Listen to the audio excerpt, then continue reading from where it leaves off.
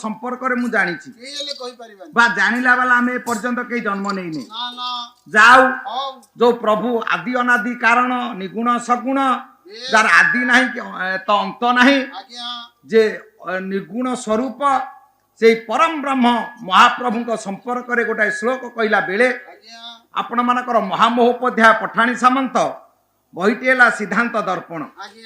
जगन्नाथ महाप्रभु को कहले हे प्रभु आपण होउछन्ति अनंत रूपी नारायण आदि अंत ए पर्यंत ए संस्कृति पाइनी कि पाइबनी जाको कवि कहले अनंत नामे अंत नाही अण अक्षरे जार दे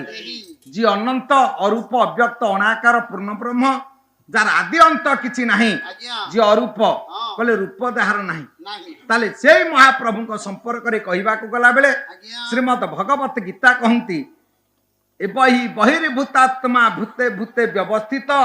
एकदा बहुधा चैव दृश्यते जले चंद्रवत